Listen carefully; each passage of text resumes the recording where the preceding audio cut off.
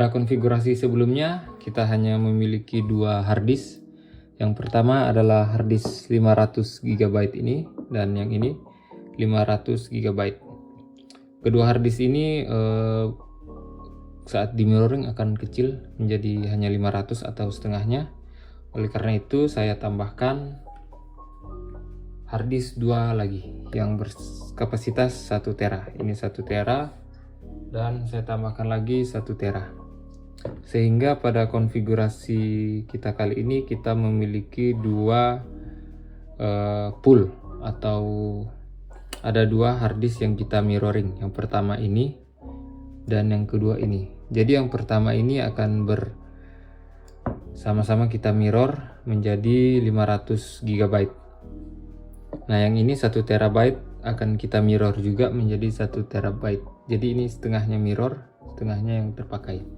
Dan untuk sistem masih sama, kita menggunakan SSD 120 GB. Namun pada PC yang saya gunakan untuk meletakkan dua harddisk ini, itu tidak ada space lagi.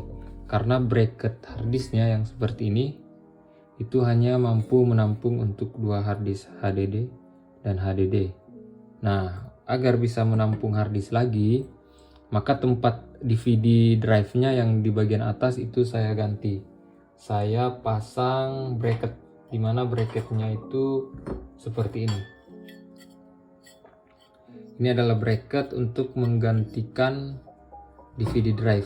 Bracket ini saya beli dua, satu untuk ini dan satu untuk ini. Jadi ada dua bracket seperti ini. Dan untuk menempelkan ini juga kita butuh bracket juga, makanya saya beli lagi bracket satu yang ini. Ini untuk SSD. Tapi saat pemasangan ternyata ada masalah lagi. Jumlah SATA yang ada pada motherboardnya cuma ada 4. Nah, di sini ada 5 yang harus kita konekkan. 1, 2, 3, 4, 5. Karena itu saya beli yang namanya PCIe SATA Express seperti ini. Jadi ini dapat menambahkan 2 SATA pada motherboard, dimana kita langsung konekkan pada PCIe seperti ini. Kita pasang, tes, dan kita sambung SATA ke sini. Ini plug and play, jadi tinggal pasang, nggak usah install driver.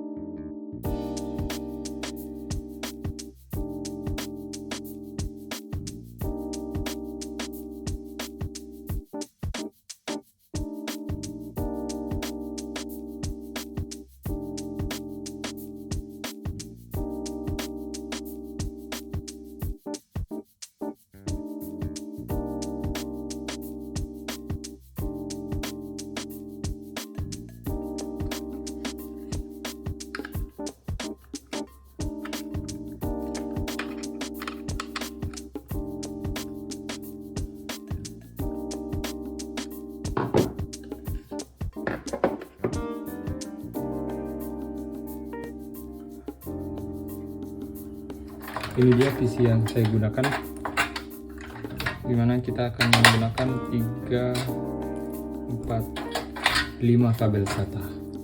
Tapi karena di sini hanya ada 4, 1, 2, 3, 4, makanya kita perlu menggunakan ini PCIe yang akan kita pasang di sini.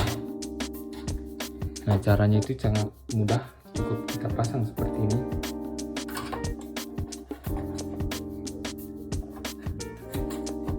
Pasang, yep, dan udah selesai. Kita tinggal kencangkan. Nah, kencangkan di sini.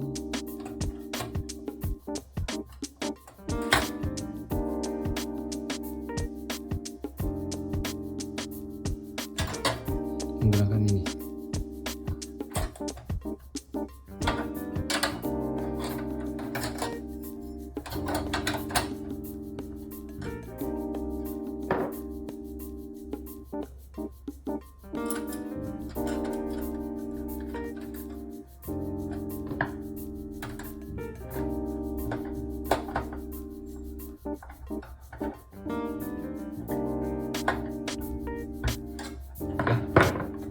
Ini sudah terpasang.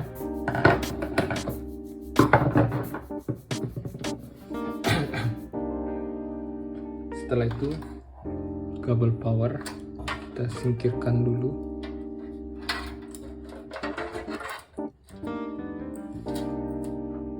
Dan di sini jumlah powernya cuma ada 4 sesuai jumlah SATA-nya. Maka saya pasang ini lagi, apa namanya, semacam extender gitu untuk kabel power. Ini akan kita gunakan nanti untuk yang di bawah. Ini nanti ke sini.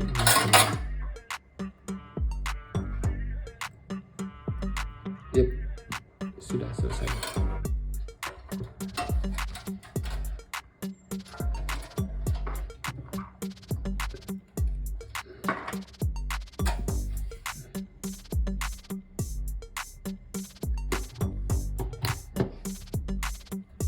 Sekarang kita lanjut untuk pasang setiap harddisk pada komputer. Ini yang bracket bawaannya cuma bisa muat 2, ditambah di sini 1 jadi 3, dan di sini 1 apa namanya yang untuk DVD drive itu kita gantikan menggunakan bracket yang tadi. Ini kita pasang saja, kita tekan, terbalik. Sorry. Oke, ini sudah. Sekarang kita pasang yang ini. Ini di sini. Kita pasang seperti ini.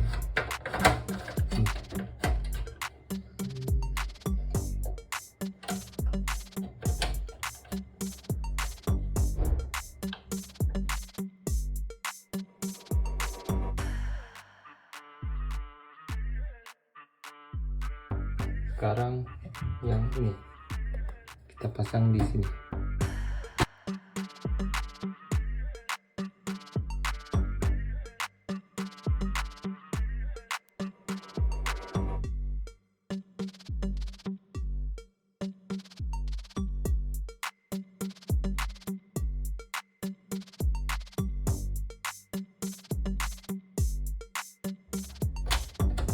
Oke, sudah terkunci, dan ini tinggal kita pasang di sini.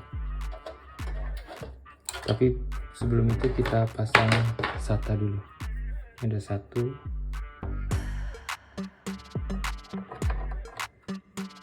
2.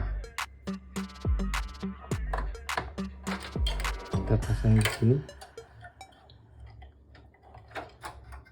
1, 2.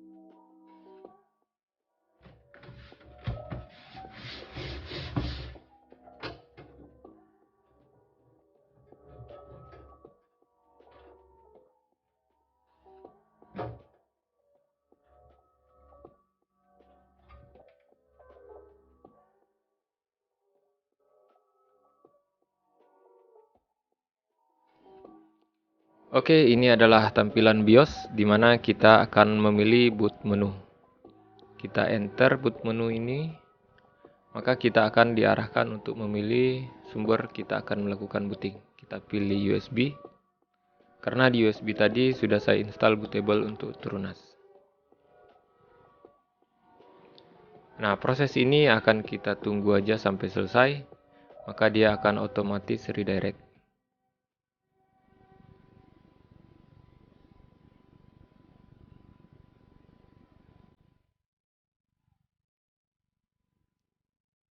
Nah, di sini ada beberapa menu yang dapat kita pilih. Yang pertama, install upgrade, ada shell, ada reboot, dan shutdown. Untuk install, kita pilih install upgrade. Kemudian kita pilih untuk SSD yang berukuran paling kecil, yaitu 111 GB. Ini adalah SSD yang akan saya instalkan sistem operasi Trunas. Kita pilih spasi, kemudian kita oke. Spasi tujuannya untuk memunculkan bintang ini. Setelah itu kita enter untuk oke.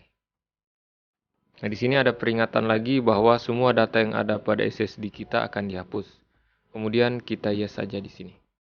Kita input password dan pastikan password yang akan kita gunakan itu adalah password yang benar-benar secure dan aman.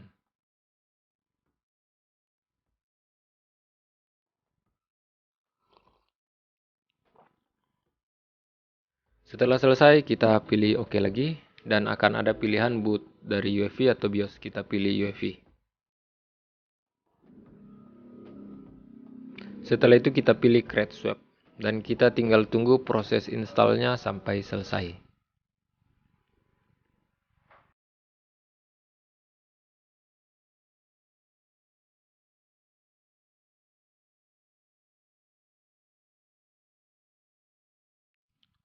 Terakhir kita pilih oke di sini. Setelah itu kita bisa shutdown atau reboot sistem. Kita pilih shutdown saja. Kemudian kita oke lagi.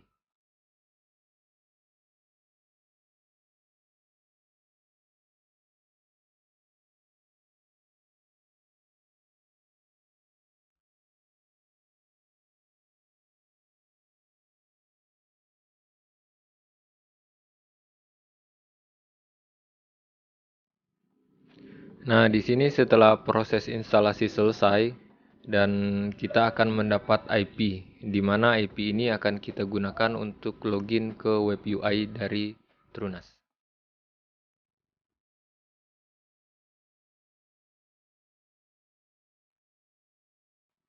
Setelah itu kita masuk pada browser dan kita ketikkan IP yang telah kita dapat tadi, di mana IP-nya adalah 192.168.1.8. Setelah itu kita enter, maka kita akan diarahkan ke login page seperti ini. Untuk username adalah root dan password adalah yang kita buat dan kita login. Nah, pada tampilan ini adalah dashboard yang kita miliki. Nah, di sini saya menggunakan Trunas Core dan tampilannya seperti ini. Agak beda sedikit dengan Trunas Scale. Dan yang pertama kita akan lakukan, kita akan melakukan setting pada network, di mana kita akan membuat IP dari Trunas ini menjadi statik. Dapat teman-teman lihat di sini adalah IP kita sebelumnya, yaitu 192.168.1.8. Untuk melakukan settingan statik, kita pilih pada menu interface dan kita pilih pada edit. Setelah itu pada editnya dapat teman-teman lihat di HCP-nya kita uncentang. Setelah itu kita tentukan IP yang akan kita gunakan pada menu IP address di bawah ini. Kita tentukan IP yang belum digunakan oleh perangkat atau belum di-assign oleh perangkat manapun. Dan ini adalah IP yang kosong dan bisa kita gunakan. Setelah itu kita add dan kita apply. Setelah kita apply, kita lakukan test change, kita confirm, kita test change. Oke, jika belum berhasil, kita ulang lagi sekali lagi untuk test change-nya. Kita tekan lagi test change, kemudian kita confirm lagi, kita test change lagi. Maka di sini kita akan menunggu beberapa saat, kemudian Trunas Core kita akan terputus. Nah, setelah terputus seperti ini, kita akan login menggunakan IP yang baru kita buat, di mana IP-nya adalah 192.168.1.110. Kemudian kita login, username-nya root, password yang telah kita buat sebelumnya, kemudian kita login.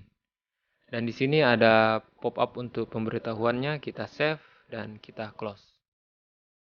Setelah itu kita masuk ke global configuration dan kita lakukan beberapa settingan sebagai berikut. Di mana kita akan menentukan default gateway yang kita arahkan ke IP dari router yang kita punya. Dan default gateway saya adalah seperti ini. Kemudian untuk name server, kita gunakan IP dari default gateway dan IP 1.1.1.1. Setelah itu kita save.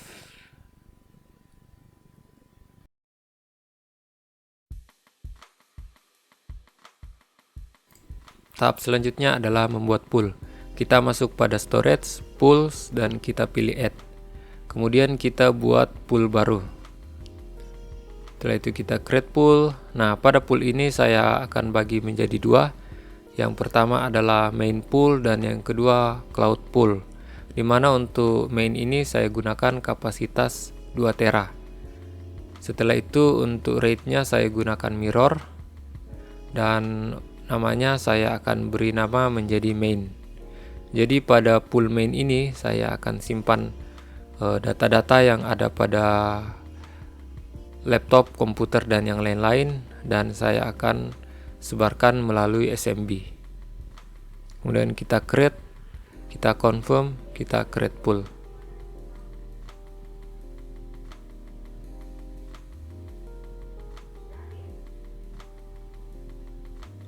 Oke, selanjutnya kita buat pool yang kedua. Di mana pool yang kedua ini saya akan jadikan sebagai cloud, agar supaya data-data yang ada di HP saya bisa terbackup secara otomatis ke pool ini. Kita beri nama cloud dan seperti biasa untuk RAID-nya kita gunakan mirror dan kapasitasnya adalah 1 tera yang di mirror menjadi 500 GB. Kemudian kita create, kita confirm, kita create pool. Oke, pool kita sudah jadi, yang mana pertama adalah main dan yang kedua adalah cloud.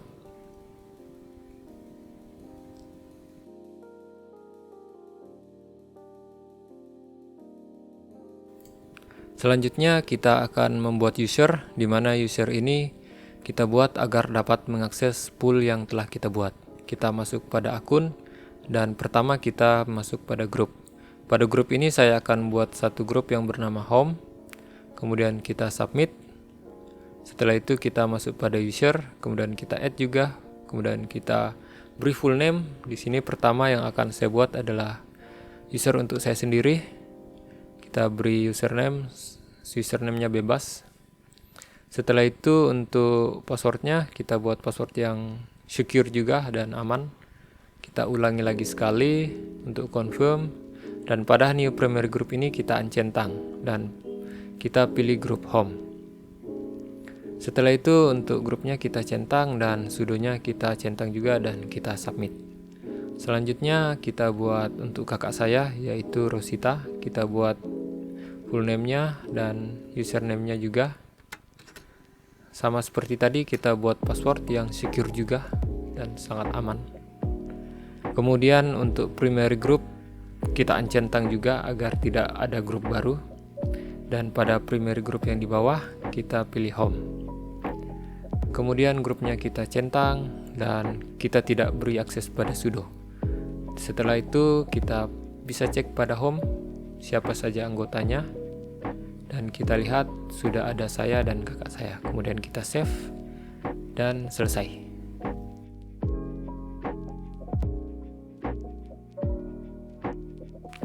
Next kita akan buat datasheet. Caranya masuk pada storage, pool, dan pada main pool ini kita akan buat datasheet home. Caranya adalah pada menu titik 3 kita add datasheet. Nah, datasheetnya saya beri nama home karena akan diakses oleh perangkat-perangkat rumah. Kemudian pada sharing type-nya kita pilih SMB dan kita submit. Setelah membuat datasheet, kita harus membuat permission. Caranya pada datasheetnya kita edit permission. Kemudian pada grupnya kita ganti home agar semua user yang ada pada grup home bisa akses datasheet ini. Kemudian untuk NCL presetnya kita pilih yang restricted dan continue dan kita save. Setelah itu kita masuk pada service untuk mengaktifkan SMB-nya. Kita masuk pada menu service, pada SMB kita enable.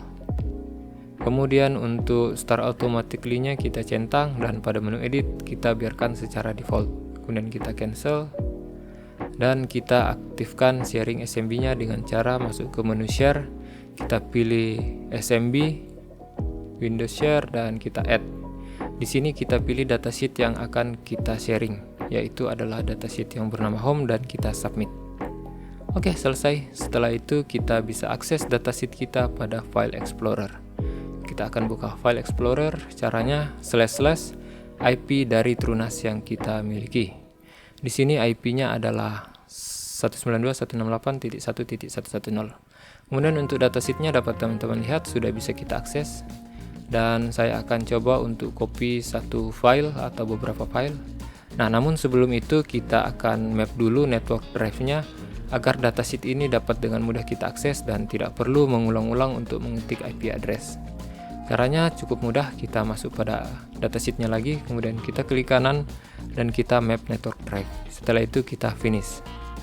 Setelah kita finish, dapat teman-teman lihat di sini pada disk PC sudah datasheet-nya sudah ada dengan drive Z. Kemudian untuk mempermudah lagi kita pin ke quick access. Nah, pada quick access ini dapat teman-teman lihat sudah ada datasheet yang telah kita buat, yaitu home, di mana datasheet ini dapat dengan mudah kita buka tutup seperti halnya pada folder-folder yang lain. Di sini saya akan coba untuk copy atau cut satu file. Nah, coba kita cari dulu. Nah, ini dia, saya akan coba untuk cut ini dan saya simpan di datasheet yang telah kita buat. Kemudian kita copy di sini. Dan dapat teman-teman lihat kita sudah berhasil untuk menyimpan satu gambar pada datasheet yang telah kita buat dengan sharing SMB.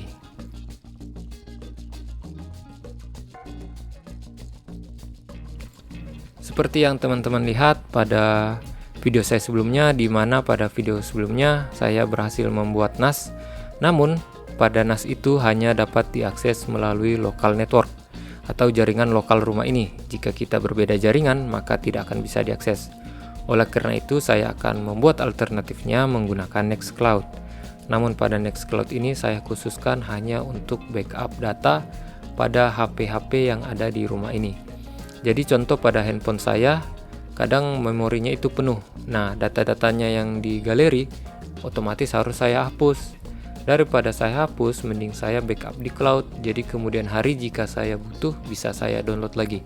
Oleh karena itu saya buat Nextcloud ini khusus untuk backup data dari HP.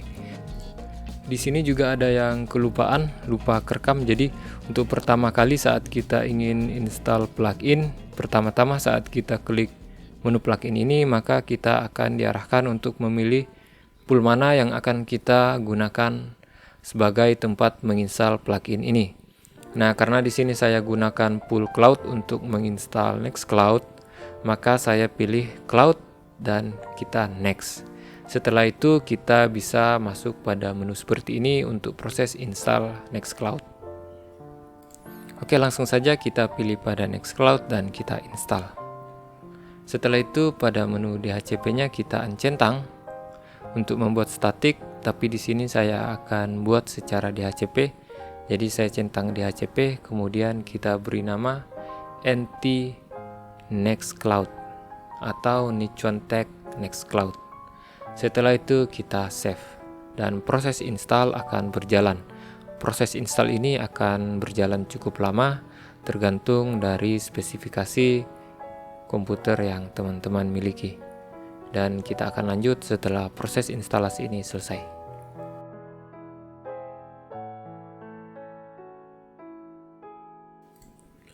Oke, proses instalasi Nextcloud sudah selesai.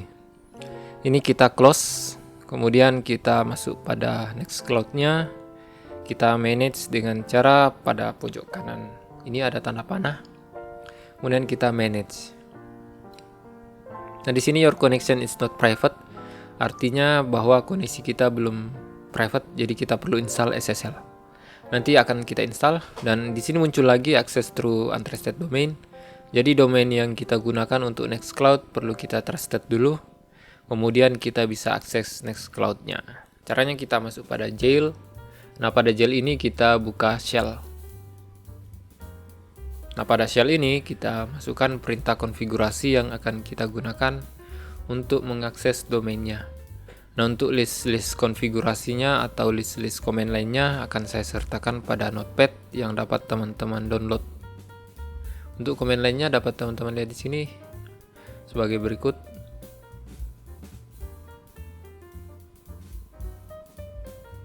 Nah, setelah muncul seperti ini, kita bisa scroll sampai bawah.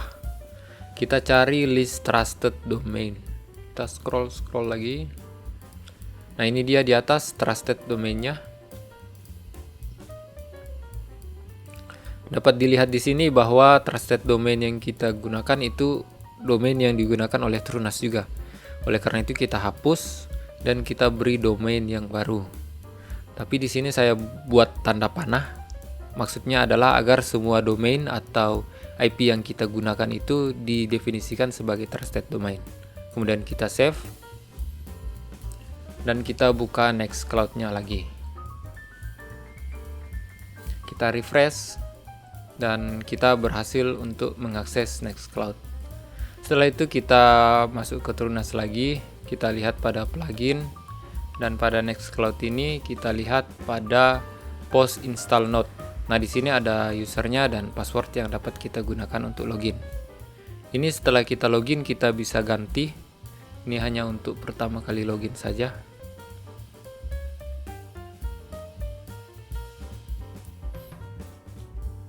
Dan tada, ini adalah tampilan dashboard dari Nextcloud. Jadi Nextcloud ini sebenarnya cara kerjanya sama aja dengan OneDrive, Dropbox, Google Drive. Intinya hanya untuk menyimpan data-data secara cloud. Tapi di sini ada beberapa fitur juga dari Nextcloud yang teman-teman bisa explore. Karena di awal tadi kita menginstal Nextcloud dalam keadaan di HCP, maka kita akan buat dulu domainnya secara statik. Setelah statik nanti kita akan ubah domainnya ini menjadi DDNS menggunakan CloudDNS. Nah, caranya itu kita masuk pada CloudDNS, kita buat user, kemudian kita masuk pada domain yang sudah disediakan oleh CloudDNS, kemudian kita activate. Nah, di bawah sini ada widget comment, ini kita copy. Kemudian kita bawa ke Trunas. Di Trunas ini kita buat sebuah task menggunakan cron job untuk mensinkronize antara domain yang kita miliki dengan IP pada IP public yang kita miliki, sehingga kita bisa akses untuk IP publiknya. Nah, di sini untuk description-nya saya beri nama CloudDNS saja. Kemudian untuk komennya seperti yang tadi kita copy, kita paste di sini. Dan untuk usernya kita pilih root. Ini tujuannya untuk agar IP public yang kita miliki dapat kita akses menggunakan domain dari CloudDNS. Kemudian kita submit dan kita run now. Dan kita continue. Setelah itu kita buat IP yang statik untuk Nextcloud. Caranya kita masuk pada jail, kita masuk pada shell lagi. Kemudian kita inputkan command line sebagai berikut.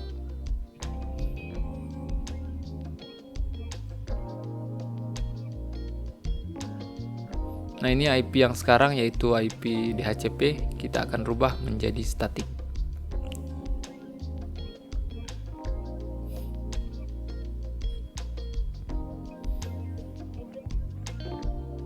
Nah, di bawah sini dapat teman-teman lihat yang ini kita ganti menjadi statik dengan cara kita hapus dan kita beri init IP yang kita akan gunakan. Di sini saya gunakan IP 115 karena IP ini masih kosong. Kemudian untuk netmasknya sama seperti pada konfigurasi sebelumnya, kita menggunakan netmask yang sama.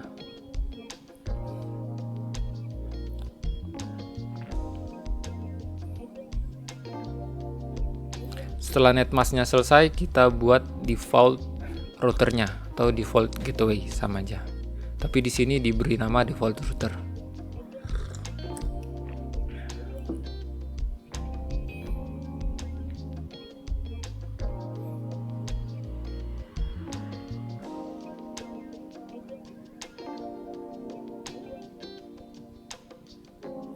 Nah, untuk default router ini kita gunakan IP pada router yang kita gunakan, yaitu 192.168.1.1. Kemudian kita escape lagi dan kita save. Oke, setelah itu kita buat untuk name servernya. Kita konfigurasi name servernya.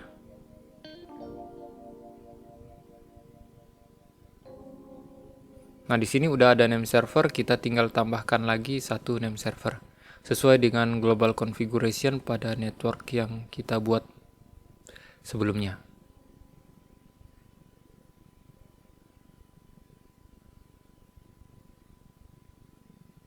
Kemudian kita escape lagi dan kita save.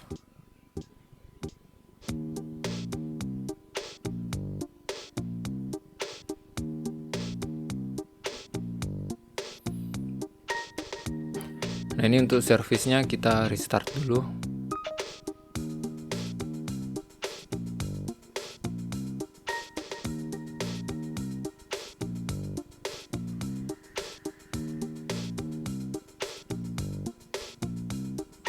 Dan kita coba akses Nextcloud menggunakan IP baru yang kita assign, yaitu 192.168.1.115. Ini portnya salah ya, jadi kita hapus. Kebetulan di sini saya menggunakan port 80 Advance Proceed karena belum ada SSL. Nah, setelah itu kita bisa install untuk port forwarding.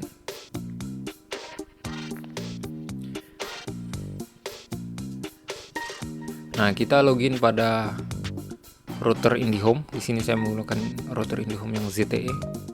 Nah, pada internet ini kita masuk pada security. Ingat ya, di sini kita harus login sebagai admin agar bisa mengakses menu port forwarding ini. Nah, dapat teman-teman lihat di sini port forwarding yang saya gunakan ada HTTP dan ada HTTPS. Dimana untuk LAN hostnya saya gunakan seperti ini, 192.168.1.115 sesuai dengan IP yang kita assign pada Nextcloud. Nah, dapat teman-teman lihat kita sudah membuat port forwarding dan kita bisa lanjut ke pembuatan SSL. Namun sebelum SSL kita coba pastikan dulu bahwa port forwarding kita sudah berhasil. Kita masuk pada task cron job. Nah, ini kita coba run lagi. Sekali lagi kita coba run now dan kita continue dan kita refresh pada Cloud DNS. Maka di sini pada point 2 akan berubah menjadi IP public. IP public ini kita dapat dari router yang kita miliki.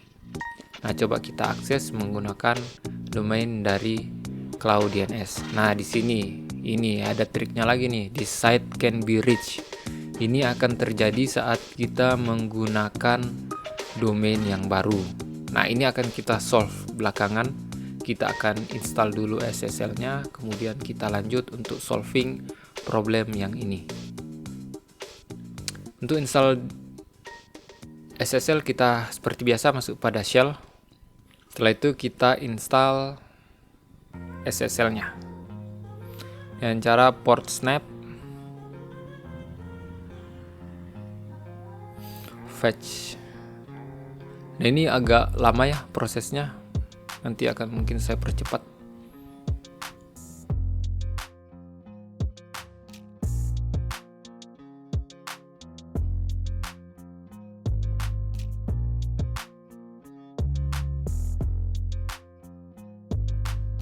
Selanjutnya kita akan lakukan ekstrak.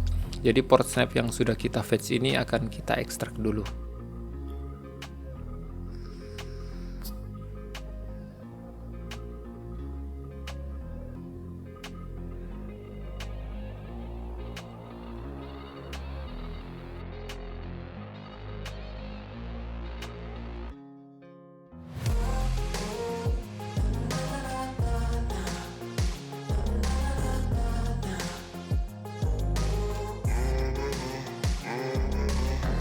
Sudah selesai. Selanjutnya kita clear dulu, kemudian kita masuk ke directory yang akan kita gunakan untuk menginstal Korsletnya.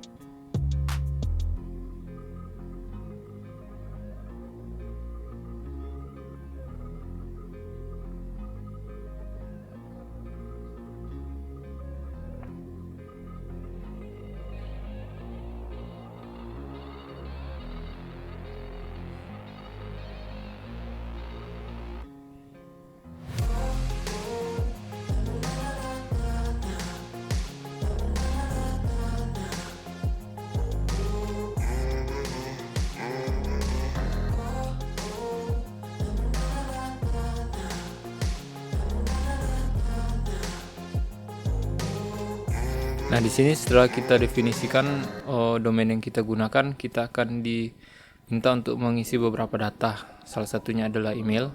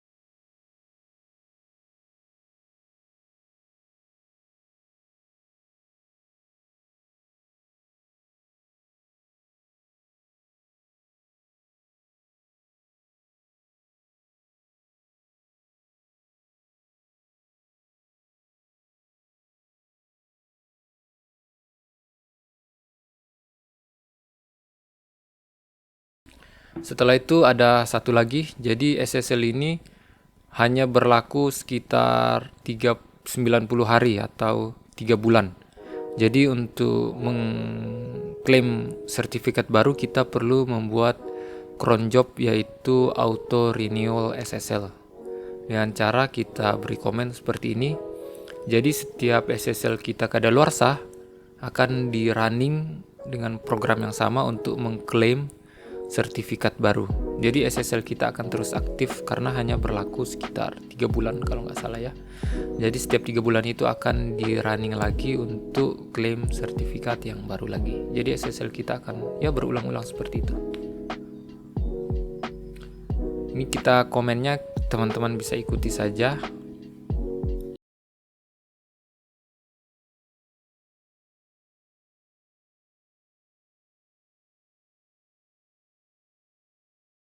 Dia akan mengecek apakah sertifikatnya ini masih aktif atau tidak.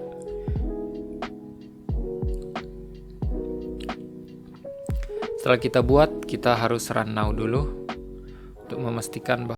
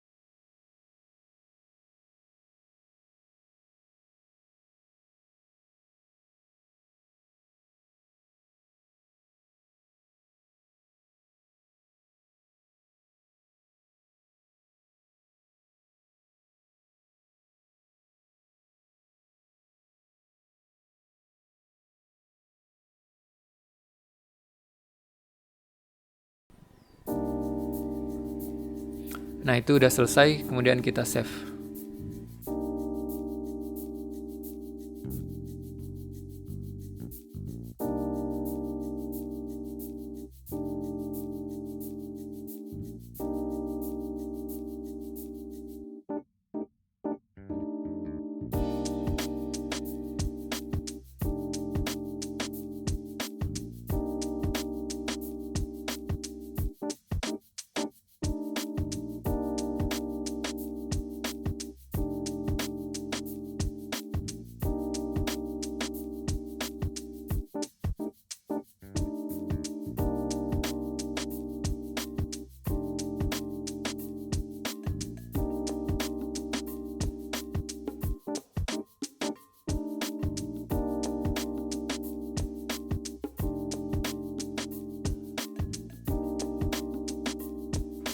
Kita sudah bisa mengakses Nextcloud menggunakan domain yang baru kita buat. Nah, domain ini dapat kita akses melalui jaringan dari luar dan bisa kita akses juga dari manapun, kapanpun.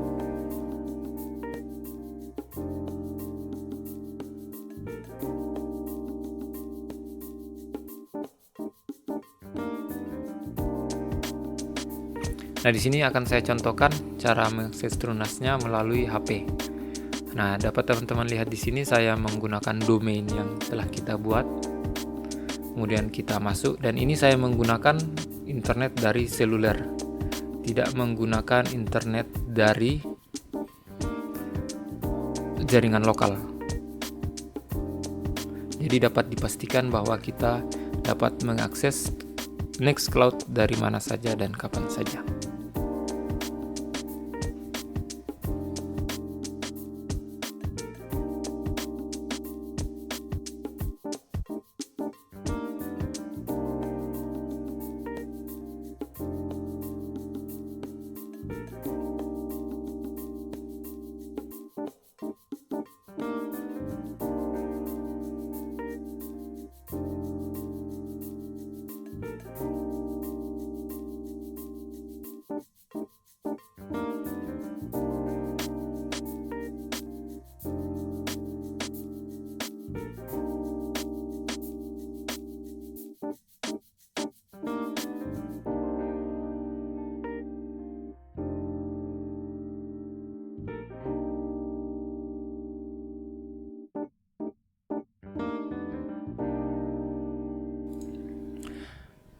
Sekarang kita akan konfigurasi dan install WebDAV.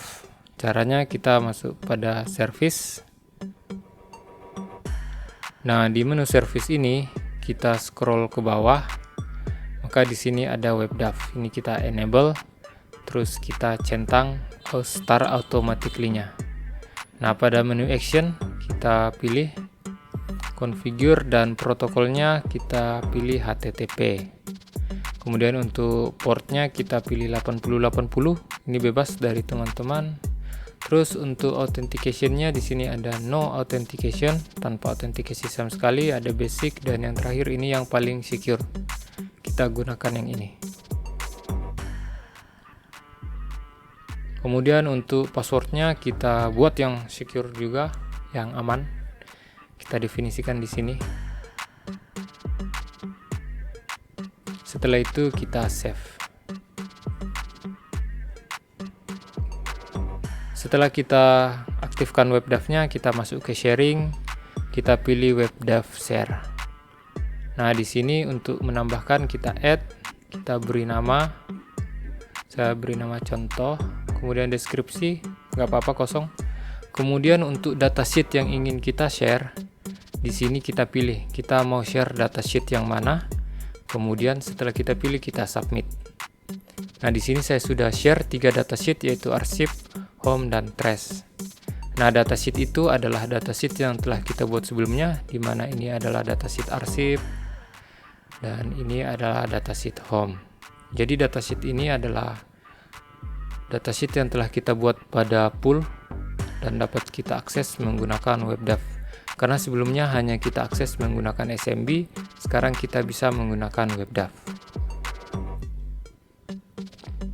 Setelah itu kita buat juga untuk dynamic DNS-nya. Di sini saya beri nama webdav.nt.clouddns.nz. Tanda panah atas, tanda panah bawah ini kita klik untuk activate dan kita copy command lainnya. Setelah itu kita masuk cron job seperti pada Nextcloud. Kita buat satu cron job untuk dynamic DNS dari WebDAV. Kita pilih untuk dynamic DNS-nya sama saat kita membuat dynamic DNS cloud Nextcloud. Setelah kita buat, kita bisa akses melalui dynamic DNS-nya.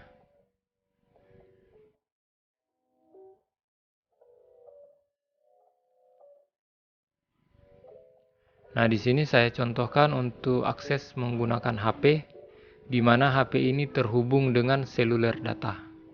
Nah, ini dapat teman-teman lihat bahwa saya sudah membuka WebDAV untuk arsip dan saya masukkan username-nya adalah WebDAV, ini default. Kemudian untuk password-nya sama seperti pada password yang kita buat sebelumnya.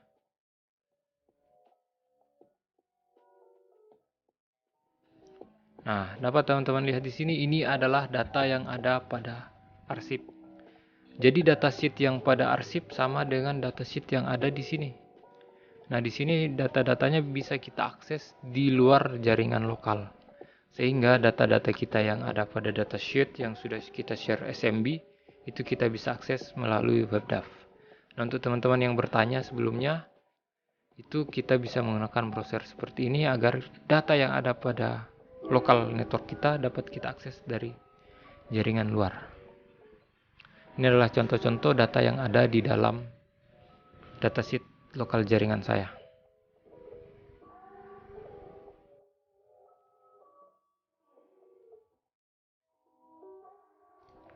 Ini adalah contoh penggunaan auto upload yang saya gunakan pada Nextcloud di HP saya. Jadi selain fitur untuk menyimpan data, saya juga menggunakan sebagai data backup, di mana untuk HP saya gunakan untuk menyimpan foto-foto galeri yang ada pada handphone saya. Jika kemudian hari saya ingin menghapus semuanya, maka dapat saya hapus dari galeri namun tetap tersimpan di Nextcloud. Di mana Nextcloud ini dapat saya akses melalui handphone, bisa juga dari PC dan laptop.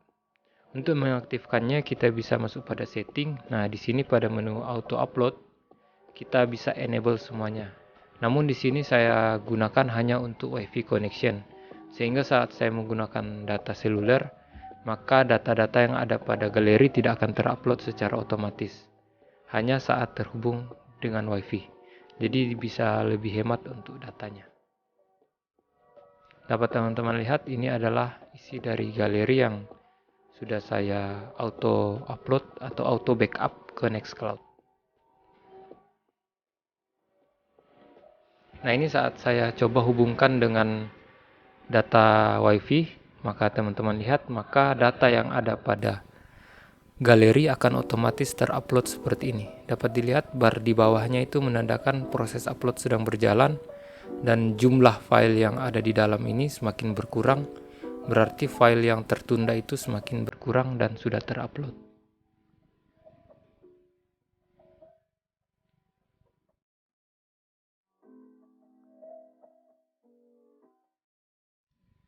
Untuk biaya penggunaannya sendiri dapat teman-teman lihat di sini. Ini saat keadaan idle, jadi dia hanya menggunakan sekitar 48 watt. Nah, ini saat saya mencoba untuk mengcopy file atau mentransfer file. Di sini dapat teman-teman lihat dia stabil di 60 sampai 53 watt. Jadi ini saat penggunaan untuk copy data, dan terakhir saya akan perlihatkan saat kita menggunakan di keadaan full load. Nah, ini yang keadaan yang terakhir, di mana ini adalah full load memakan 97 watt atau hampir 100 watt. Jika saya hitung berdasarkan kalkulator kalkulat.org ini, di mana untuk penggunaan di rumah saya itu 900 kWh yang non subsidi, jadi harganya itu per kWh-nya itu Rp1.352. Nah, jika saya rata-rata penggunaannya itu di sekitar 50 watt, maka untuk perharinya saya memakan sekitar 1.600. Nah, untuk per bulan dan per tahunnya dapat teman-teman lihat di bawah ini, maka seharga itulah penggunaan dari TrueNAS atau home server kita ini. Teman-teman bisa hitung sendiri sesuai dengan jumlah kWh-nya, karena setahu saya setiap rumah beda-beda kWh-nya, jadi semakin tinggi kWh-nya semakin agak mahal gitulah. Tapi ini untuk perhitungan di tempat saya.